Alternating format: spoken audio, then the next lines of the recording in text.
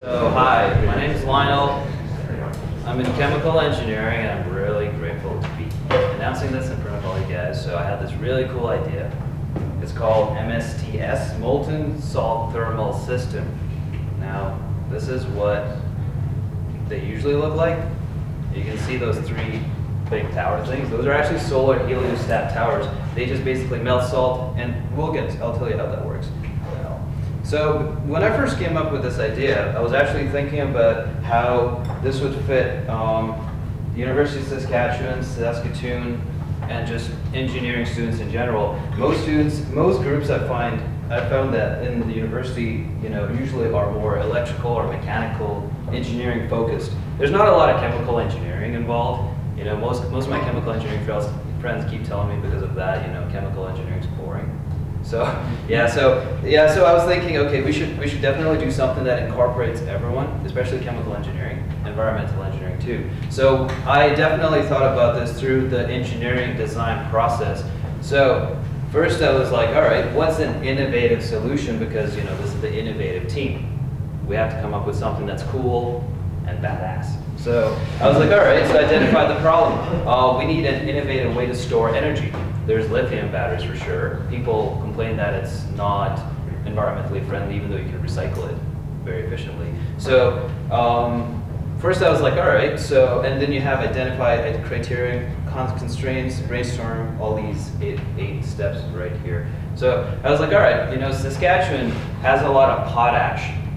And potash is salt, KCl. Also, there's two kinds of salts. There's potassium nitrate and sodium nitrate. And what they do in the States and even in Spain is that they melt the salt to its melting temperature. Then they reheat it again till it's really, really hot. So it's like this. So you have salt, and then you melt it to about like 200-300 degrees.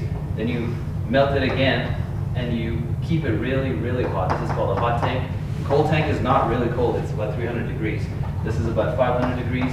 And when you need energy, you basically return it to the cold tank, and you just extract energy through a steam turbine. You get your electricity. That's the basic schematic of things, of how the MSTS works. What we do is we use molten salt mixtures to store the heat for several days until they're needed to be used. Salt mixtures used in MSTS is something called the eutectic mixture of potassium nitrate and sodium nitrate. Now, both salts are actually very cheap. They're readily available because they're used extensively in fertilizer, and they're safe to handle and use, and they're cheap. Basically, the system is to be developed through a meticulous series of steps that follows the engineering design process. We're all engineering students. I think most of us are, at least. So we want to do something that's involving engineering. So why a eutectic mixture? Did I explain that? Yeah. So why this project is a project of choice for Usiet? We're all in this club basically to get some experience, right? I mean, we want something to look really good on our resume. The price of oil is down. Energy companies are not hiring as much as they used to be, especially for internships. So I was like, all right. We could do something. Imagine how cool it would look on your resume if you could say, I designed a molten salt plant, if it's really small scale or something like that. It involves all engineering disciplines, not just two.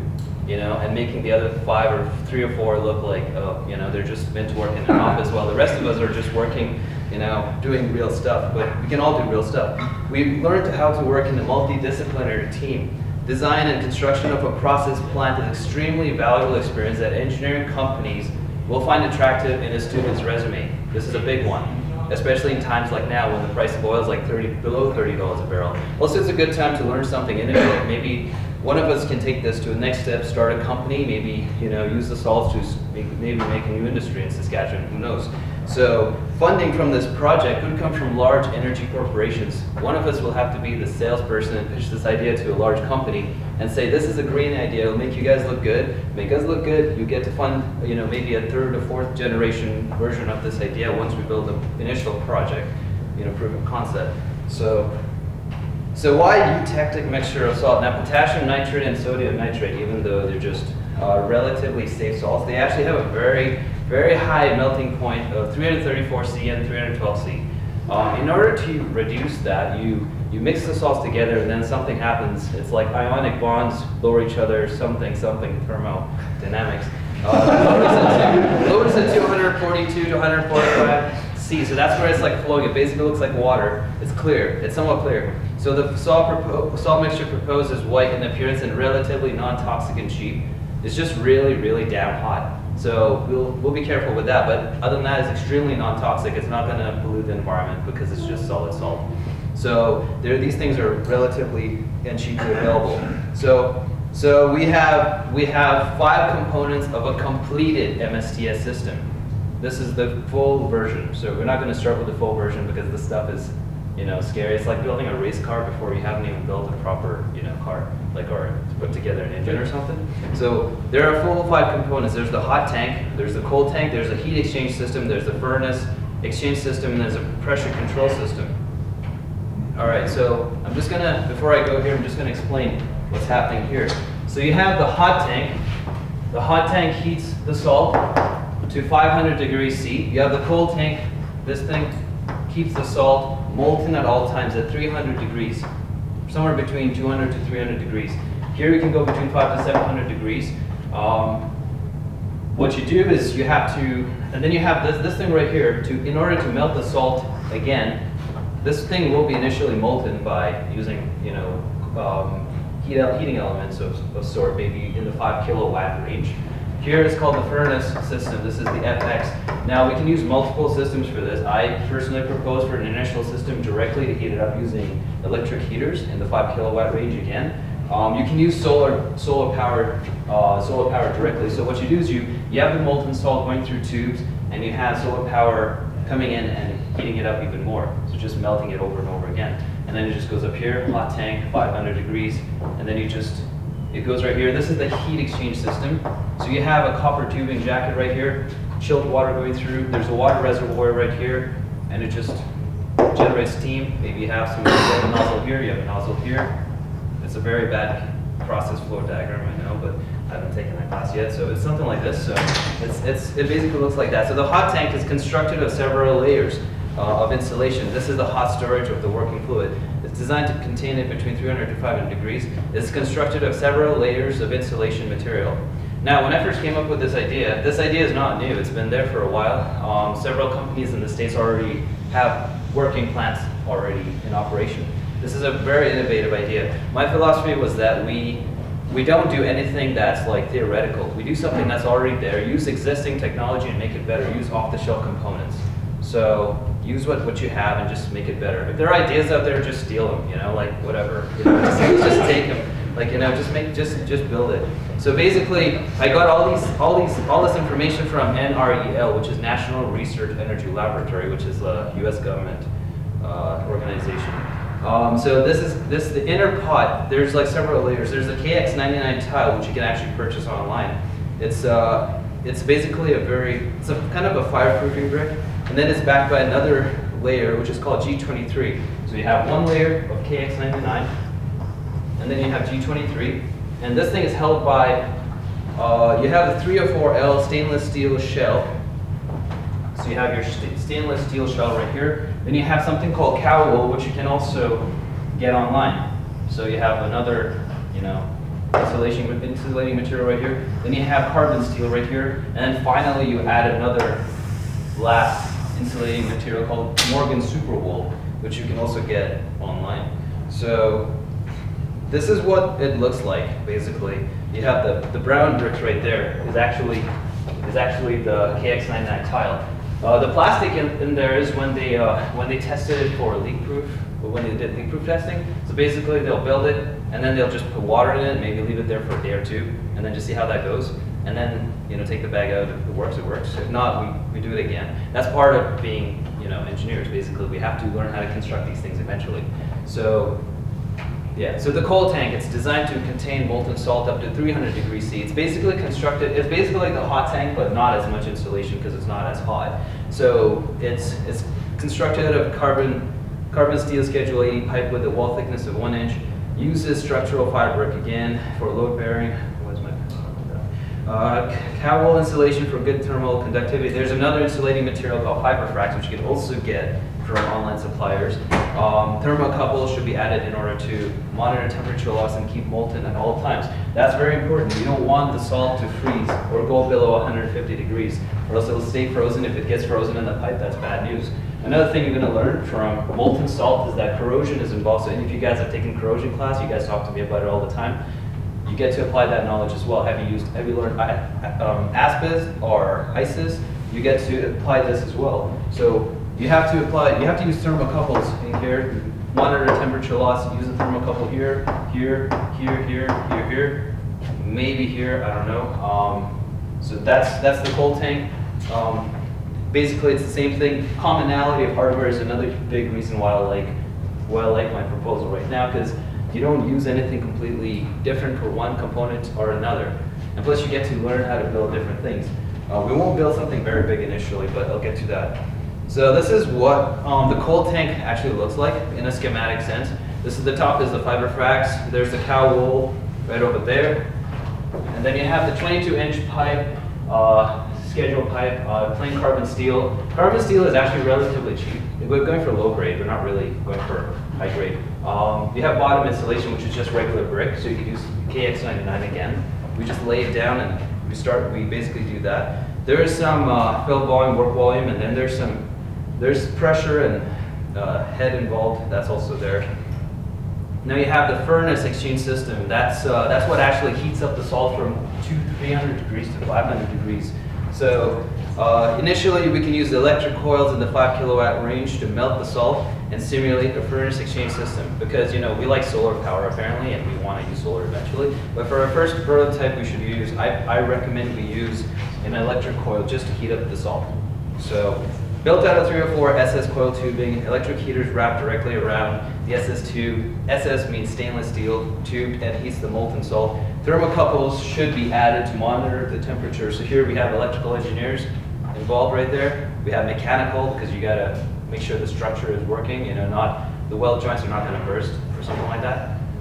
Chemical engineers, because you gotta make sure the process flow is working, and even like the insulation as well. You gotta make sure everything's nicely kept together. The whole thing doesn't fall apart. So future designs can incorporate a solar heater to directly heat salt. That's actually what most industrial designs actually do right now.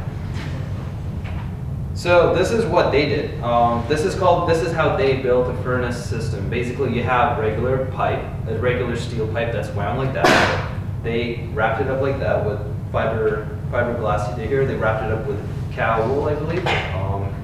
Yeah, this stuff can be obtained from regular vendors.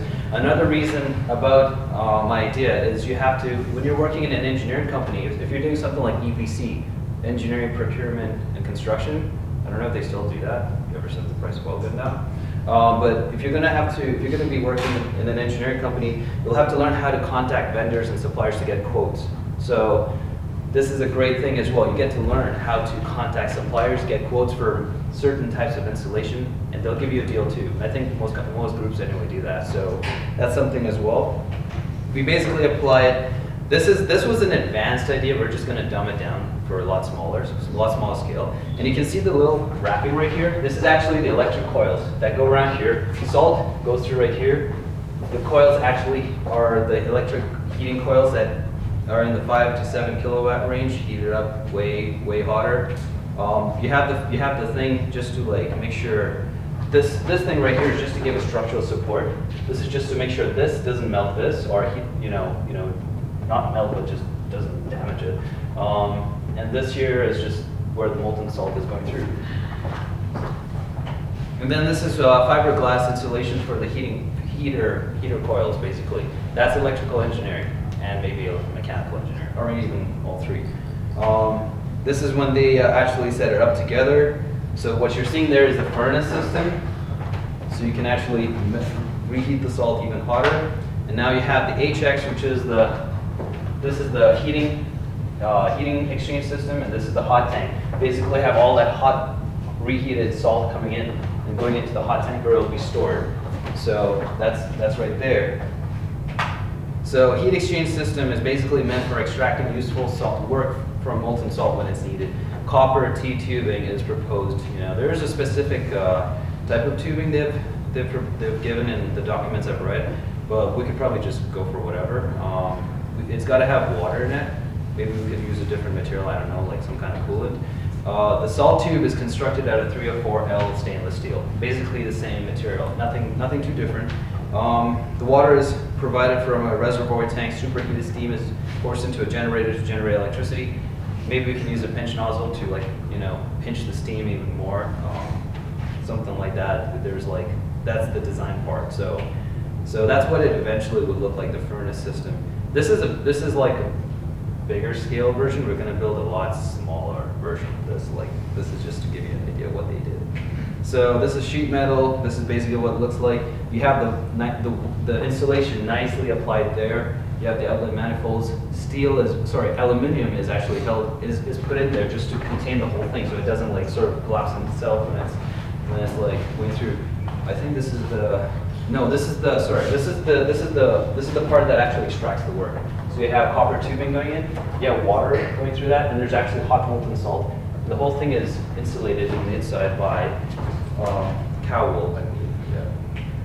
Yeah. The pressure control system. This is where, if you actually build, 2-3 generations down of this proposal, you want to use pumps, and pumps are complicated. Maybe this is fourth-year engineering stuff. You might need someone who's already an engineer to help us out in this thing. You'll need two components. It's a back pressure regulator and a pressure transducer. The back pressure regulator controls the upstream flow control pressure by actively opening and shutting an orifice. So if you guys have ever studied about PFDs or PNIDs, there's like different types of pumps you have to work with. There's that pump symbol.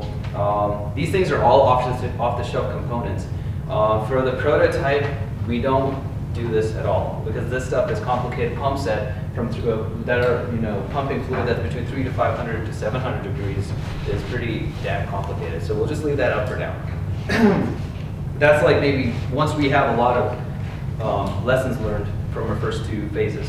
So the teams for MSTS. So I've proposed 4 different or 5 different teams. So if you know any of those engineering guys from 2nd, 3rd, or 4th who are like kind of bummed out because they didn't get internship positions and they want experience, they're dying for it. They keep asking you, hey, do you know who's hiring? Just tell them, get in here. Like this is, you want some experience, it's right here. You're going to learn how to build something. This will look cool on your resume. You have an electrical engineering lead team. You have a mechanical engineering lead team. You have a chemical process engineering lead team. Environmental, just to like assess the environmental impacts of all these things. Cross-discipline team, maybe 1st and 2nd, maybe 3rd years, who can assemble and build the prototype systems. So it's very, very good for 2nd, 3rd, and 4th years who are struggling to find positions in companies anywhere. So if they want to get better experience, basically. So MSTS, I haven't included environmental. To me, environmental is probably optional, but we could probably incorporate it as well. I'm not saying it's delivery optional. I didn't get time to post that in, I kind of forgot, so I would have had a 5th bubble in there, so that's MSTS. So how do we start? This seems like a lot, but it's actually pretty damn cool, I think. We take the project through continual incremental steps, constantly learning, improving, going on how to design and engineer solutions to a real-world problem as we go. Things like these will help you sharpen your mind to become innovative, right? So phase 1 is pilot project, 2 months. Phase 2 is prototype MSTS. This is the cool stuff. Phase 3 is when we've learned all the lessons from phase 1 and phase 2. We use a specified application. I have 2 specific applications for this. One is that you have a lot of remote towns in Saskatchewan, right?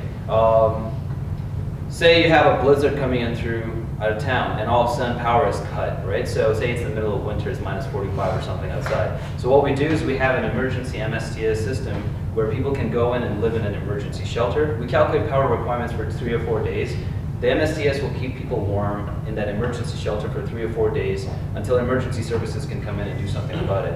The second idea is that we can calculate the power requirements for like, I don't know, a remote hospital somewhere in the middle of the province, if there is one, or even a senior daycare home. We calculate the power requirements, power goes off, this thing kicks in and basically gives you the power you need. Those are 2 applications, but then we can change this to the scope of the application if you want to just provide power or for like a whole bunch of homes or something like that. Because You know, say you want to do this in Alberta instead of Saskatchewan because the oil economy is dying. Here's a new idea that you can bridge the two economies together, get salt from there, build this there, you know, something like that. So now phase 1 pilot project should take about 2 to 4 months. This involves the formation of lead teams. We have to find the melting point and heat capacity of various salt mixtures. The one I found that most companies or industrial designs use is 60% potassium nitrate and 40%. Others use 55.4 and 45.5. Ideally, I think we could find these melting points using aspen, but I'm not 100% sure. I think if any of you guys look like no, okay, no. Just basically, we could just get a crucible, melt the salt, and find out what temperature it melts. We can also calculate specific heat capacity of it, how much does it, and then we basically do an Excel spreadsheet. This should take about 2 to 4 months. So we do a lot of designing using HYSYS, Aspen, AutoCAD, and SolidWorks. And this is where we do research and design of exactly how our installation material works. We kind of just, you know, get some of it and just play around and say, oh, this is what it looks like. Can we powder it? And, you know, can we powder the bricks and just sort of keep it more compact? No, okay, maybe we should actually brick it, you know, keep it the way it is. And we pitch our project to large corporations for the MSTS prototype. That's phase 1. So that's basically, we want to form the teams first. We want to propose this idea to large corporations. I think they would like it because it's, you know, it's cool and it's innovative and it makes them look cool because it's green. Phase 2 is prototype MSTS, 6 to 9 months. We build a small-scale prototype MSTS plant. So we built something no bigger than the size of a coffee cup. So imagine the hot tank is something like this. You have a cold tank somewhere down there. There's a 3 or 4L stainless steel pipe. You just have some copper tubing jacket, like copper tubes going right there. You have a little miniature steam generator that we could probably build off DIY.com. Water reservoir right here. Water goes through. We melt the salt. What I'm proposing is we don't have a furnace system in the very first design. We directly melt the salt. We build a rudimentary installation system, and we just close it, and we just see how long we can keep it there as hot. So when we're ready, we have a stopcock, which we basically pull, let the salt flow down, and then we just, you know, check and see if, you know, did we space the copper tubing too far enough? And now it's like expanded so far that, you know, we also have to make sure that the copper tubing water cooling system doesn't, you know, cool the salt so much that the salt gets stuck in the pipes. Plus we get to see how corrosion works. Plus we get to test our installation. Should we add more installation? Should we add less? This and that, different factors. Proof of concept, basically. This will take a while. It might take even a year because we're going to have to continually learn until we kind of iron out basically the technology behind this, because this technology is not available 100% online. There's the only place you can get it is maybe NREL. Basic FX, heat HX systems, no pumps, or you can also, you know, that's one idea. You can directly heat it in the hot tank, or you can maybe make, you know, a furnace system right here, and then you have a second tank, which is the hot tank, and then you have the cold tank. So you put the salt in, you melt it, you really heat it up, and then you store it here. So this will be like the second phase of the first phase, basically. Really heat it up. Am I going too fast? Do you guys understand what I'm saying? Or? Okay, yeah, okay, so I'm almost done. So cold tank right here, extract energy. So, I don't know, can we see a G something? Okay. Yeah, I did a basic PFD. This is what a completed system should look like. You have a pump there, valve here, valve here, valve there, valve there. Actually, I think the valve 102 should have come down before the pump, but yeah, so this is what our prototype should look like. You have a hot tank, a cold tank. Your structural engineering students will build this and build this. Maybe the tanks, mechanical will be involved in that, chemical will be involved in those two, and overall, electrical engineers will be involved there in extraction, in heating.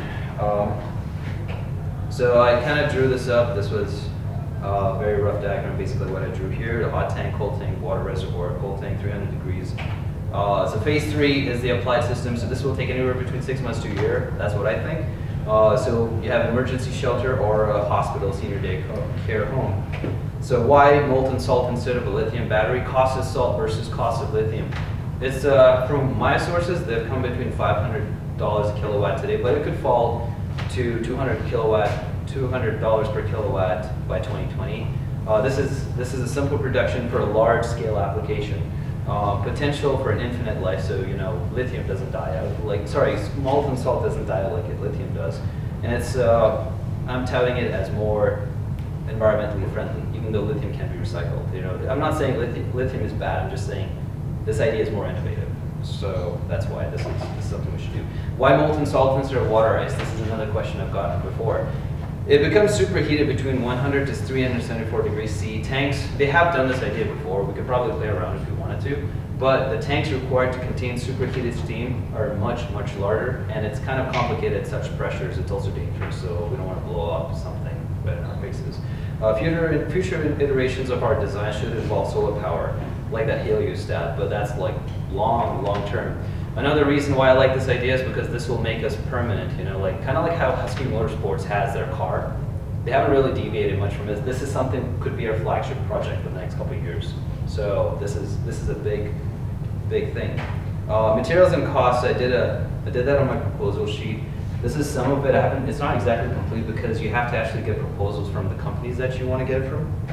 So long-term vision, maybe one day, 3-4 years, maybe 6-7 years, maybe 20 years, how long Husky Motorsports has been. We could probably build something like this.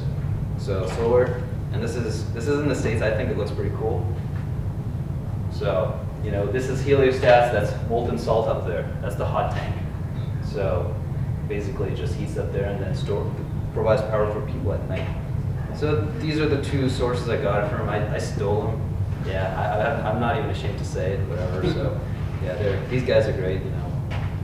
Yeah. Do you guys have any questions?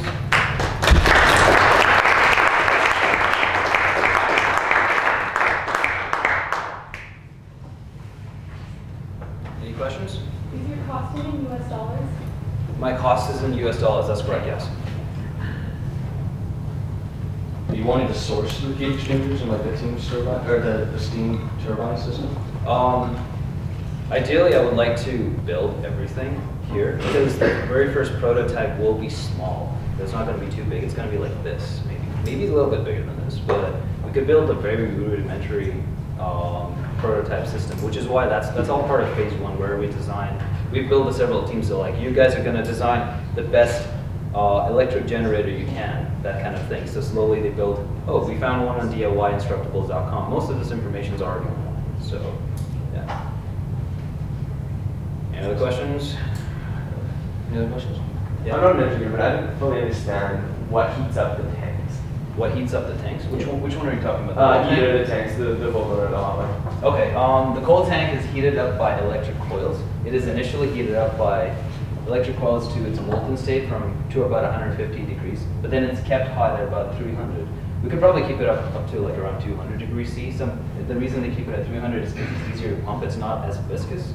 So it's something to do, it's some complicated thing that I don't 100% understand, but I know that at 300 degrees C, viscosity is a lot less. So this is heated up by the furnace system. This could be solar. So you have directly molten salt going through special solar panels right here, or solar panels, kind of like what you saw at the very end. You know, that's one type of furnace system. You could have a solar power tower. Second thing you could have is just electric coils reheating the salt again. That's actually what NREL did. They just simulated the thing by wrapping up like electric coil heaters around like pipes and just heated the thing up to like, I don't know, 500 freaking degrees.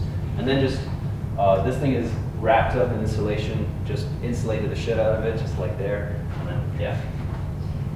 So right now, what power would we use to heat the coil? Like, is that electricity from Just regular electricity from peak power times. Basically, it's like a trickle-down system. We could, you know, you have peak power times maybe during the daytime, and then this will serve as an emergency system. For a prototype, we'll just use regular electricity. So, yeah. So then, relative to the amount of like electricity that it would take coming from the wall, how much electricity would be coming out of the steam generator? Probably, well, comparison to lithium, it's been found somewhere between 70% to 90%. So I'm guessing we might break even, hopefully. So yeah, it's like say, yeah, that's the efficiency I found. The reason why I believe this is better than lithium is because it's cheaper and more environmentally safe. And 3, we use existing resources that already are available in Saskatchewan. So we'll pro Saskatchewan. There we go. Even though I'm not from this province, but yeah, okay. Yeah, so yeah, use the industrial. Yeah. Are there any dangers associated with using the molten salt? Like, Other than burning yourself? Other than burning yourself, molten salt is actually very safe. Well, salt itself, the mixtures are very safe. When they actually drop out, they actually cool pretty fast and become solid. Basically, it's not toxic to the environment because if it does fall out, I've seen videos where they practice spills and it basically solidifies. So you can just scrape it off. Okay. Basically, we just have to make sure that with welding, with weld lines, it doesn't rupture or something. Plus, there's corrosion involved at high temperature, so we have to watch out for that. So we'll learn something there too. So. So the beginning phase is obviously forming the team and then doing the design. So how long was that again, you said? I think it might take somewhere between 2 to 4 months, maybe 5 months. But anyway, that's why I'm saying we need second, third, and fourth year engineers, and I think this is why this would work really well because at this time in the economy, this is the perfect thing to do. There are a whole bunch of second and third year and even fourth year guys I know who can't find positions, and if they do, it's not that great. They're probably not learning a whole lot. So this is something you can you learn something in your textbook, we apply it right here. So yeah. Go ahead. Is there any place on campus that we can actually use or evaluate things at these temperatures? We would have to. We would probably be like a rocket club. We would probably have to get someplace that's not too far from here, and not like remotely somewhere, but somewhere that's safe. Unless the university actually lets us work on campus, maybe if they like his ideas enough, they'll even assign us 2 or 3 profs to help us build this thing. Maybe profs will like us enough to maybe bring other profs and help us build this thing. So what I'm saying is they might not. I don't know at this time. I hope that they will. Maybe they want us to actually build a prototype system works, prove that it works, and then build it and they'll come. Basically, yeah. Yeah. Any other questions? Yeah, go for it. So overall, it's just an energy storage concept of taking this energy and then having it available at a time where power is just coming in. The thing is, I want to make this. I want to build something. I want us to build something cool that will put this university on the spotlight. Maybe global news be like, oh, students built this molten salt thing that uses molten salt. How cool is that? So. Go for it. If we're building to Saskatchewan, temperature is a big factor, especially as we're winter, 6 months of the year. Yep, we have to. Yeah, that's one thing. Is that going to play into that it's going to take a lot more energy to heat it up and keep it heated? Because I noticed you said that it turns molten very easily. So is that going to be a danger to them? My initial idea was actually storing these things underground. Turns out that's a lot harder, so we'll have to keep it outside. With insulation, it's probably not such a big deal because from what I've heard, even in Alberta, you have these tanks which are very well insulated, and once you have insulation, they protect you from the outside and the inside.